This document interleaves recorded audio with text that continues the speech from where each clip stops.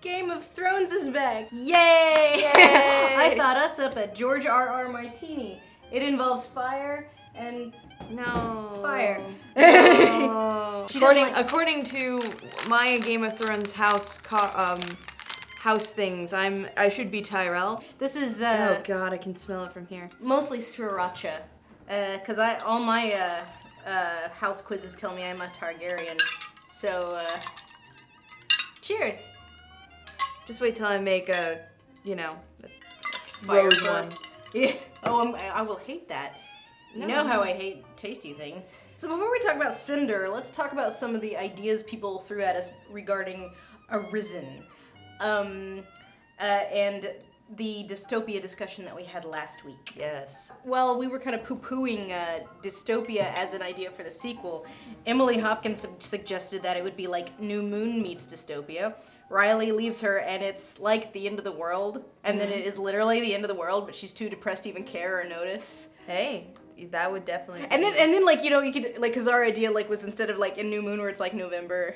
Oh. It was just gonna be ellipses for like 40 minutes. And then at the end of it there's like a totalitarian government. Like we were fitted for our uniforms today. But I don't care. Guest said, "What? Remember when a matriarchal society in a sci-fi post-apocalyptic setting was written as if it was mind-blowing and terrifying? Would Sarah Ellenson accidentally write something like that? I think she would. I think she would, yeah. In fact, I think that's how we bring Scarlett back into this. Yeah, she's like the leader of the matriarchy. And all the women are scorned. Women. Yeah, everyone's scorned. It's like they scorned us, so we will destroy them. So they just have their meetings. They never talk about their scorn, and they were like, we will have revenge. Oh, and one of my favorite was, I didn't write this one down, whoever said this. I think we finally had a winner in the race to complete Arisen. Oh, yeah. And that was simply Another. We need it. I like this title, Another. Like, Another! So I feel like, you know, we want to take it in a funnier direction and more yeah. And so I think rather than Arisen, which I think a YA book would actually be called, I like Another. Yeah. Lauren Kate suggests that book 2, there tends to be a big undercurrent in YA these days, to borrow the idea from the Lego movie of The Special. I think we could play that up. Although that was definitely there in the first one. I haven't seen the Lego movie yet. Don't talk to me. Lauren Cates also said that, you know, even the worst of YA dystopias are at least, you know, a little bit of a metaphor, which, you know, Divergent isn't really. And they might be paper thin and obvious, but, you know, it's there.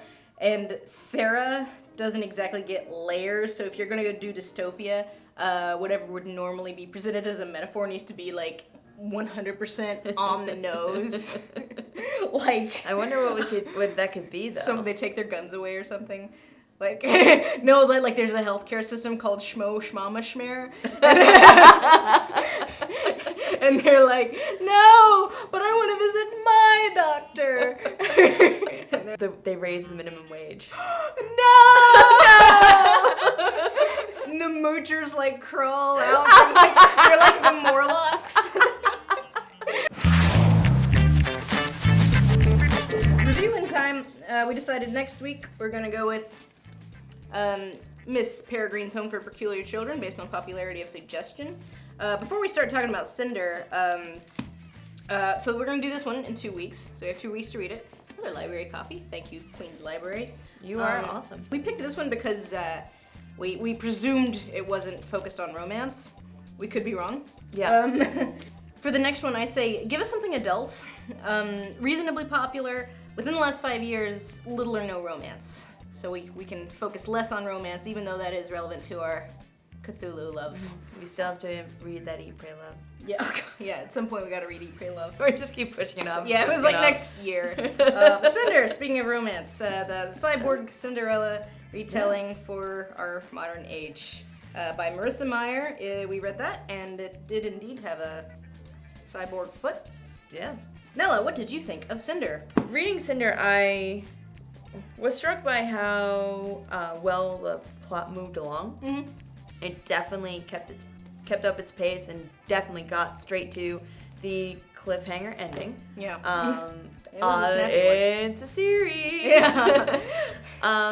But yeah, it was very snappy. I did really like the main character. You know, with Cinderella's story, yes, we want to see her go to the ball. We want to see her, like, be triumphant. This definitely took that and didn't want to do that. I mean, it hit the ball thing. It hit, like, some of the things you consider vital to a Cinderella story. It hit the class thing. But those were just, like, the background noise of what this book is actually about, which is... Revolution. Imagine that. And, you know, a tyrant. Yeah. Invasion. Yeah.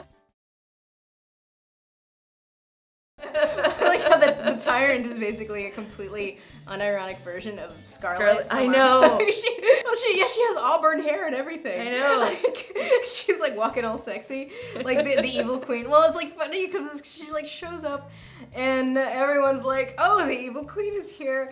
And I know, that's the thing. It's like, not even at some point is someone like, oh, she's not that bad. No, everyone's like, well, the evil queen's in town. She sure is evil.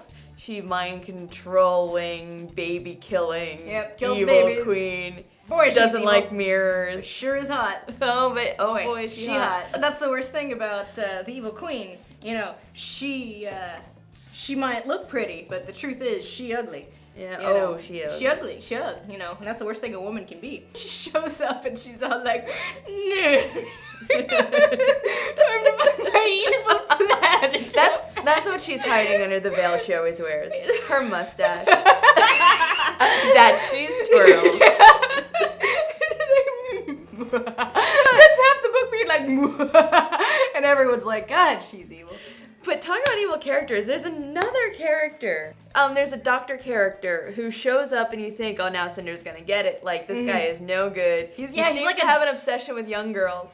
Literally a thing about young girls, and it's super creepy. Well, he's like, he's kind of set up like this Dr. Mengele, like doing literal Auschwitz experiments on cyborgs. But no, then he turns out to be an ally. Yeah, he's like, and we never go back to examine. So 27 cyborgs have died by your hand.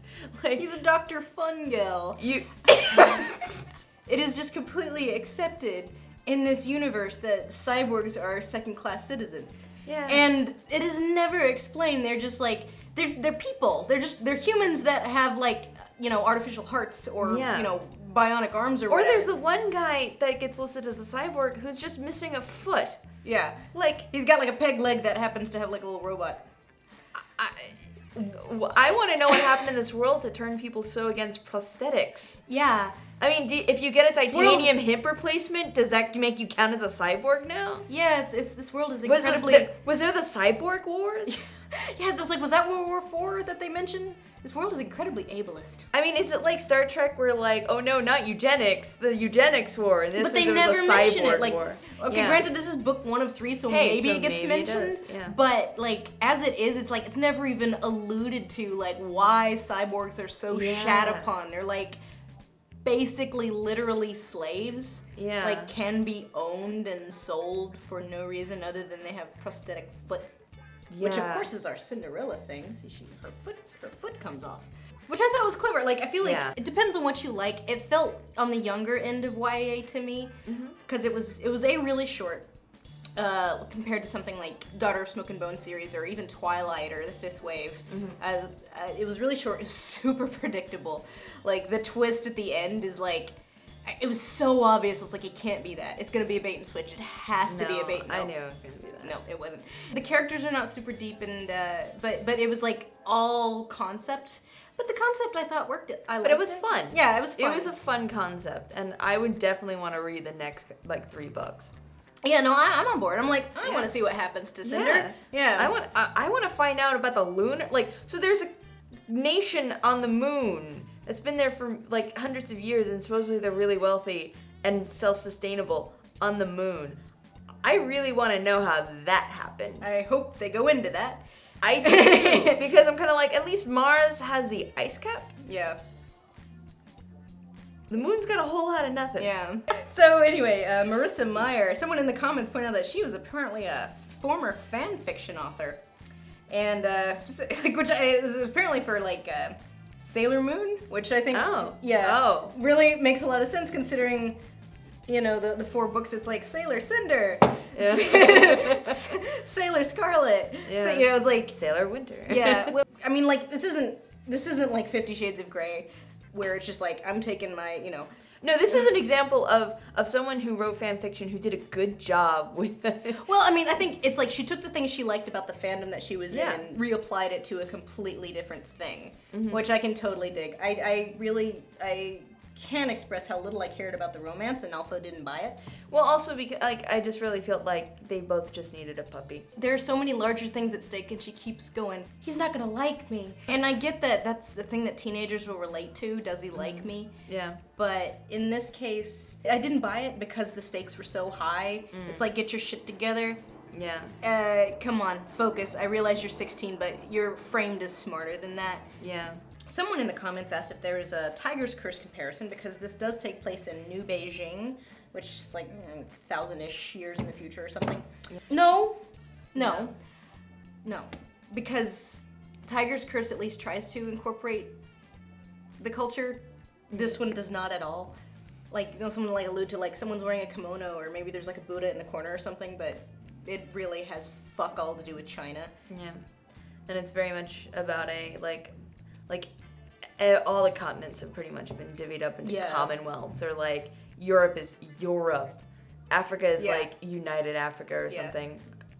South America has apparently been bombed into obliteration. Yeah. Because they're never. Australia is still its own thing. Okay. Hey, well. But it was brought up an interesting point. I wanted to bring this one up. This is called The Summer Prince, which is a considerably less well-known YA book. This one is on the much, much more adult, like older YA. It's a lot more heady, it's a lot more conceptual, it's a lot more sci-fi. This one takes place in like a science fiction future Brazil. But I wanted to bring this one up because it definitely brings in the culture and applies it to this sort of potential future. It is very grounded in the culture of Brazil. So, and honestly, like, I feel like this is YA technically, but I feel like it would appeal more to adults than teenagers, because it is not very, does he like me? It's very the opposite of that. Well, at least Cinder, like, I mean, because it's implied, like, she's from Europe. Yeah, Cinder's kind of implied white. Yeah. It's kind of a shame. Yeah. She never explicitly said white, but she's like, are you from Europe? Like, oh. Alright, so that's Cinder. Great if you like concept and fast, snappy reads, and just, you know, a fun and easy thing. I mean, we're coming into summer, so definitely I'd say it's a beach book. Yeah, this is a beach book. Definitely. Kill it 2-3 hours. 2 weeks from now, this one's getting made into a movie by Tim Burton. Really? I don't know how I feel about that. Well, I won't know how I feel about that until I read it. Well, I guess I have to drink this, don't I? Yep. Look, well, you could take like a shot. I'm just on the smell. I do not like Sriracha. You don't like Sriracha? I must be the only asshole in this entire fucking city that doesn't like Sriracha. Sriracha's like life. Fire and blood. Yep. That's it's cocktail. It's good. Honest. I don't like spicy. Lindsay. Well, Nella doesn't get to do her rose thing next week, so give us something, you mixologists in there, and then we'll do it in 2 weeks from now. Even if it has something peculiar. Yeah, about something peculiar. Give us something peculiar. We'll tie it into this. Yeah. Oh right, Goodreads. Be our friend on Goodreads. Shay Apocalypse. Yeah, goodreads.com/ShayApocalypse. You can be our friend. You can comment. We can talk. I log in sometimes, and it logs me out of my Facebook. Pain in the ass. It is. It totally is. While we will read this in 2 weeks, we will be back next week to talk explicitly about another / Arisen. Because we really need to start writing that. Yeah. Here, you could have this one. Oh.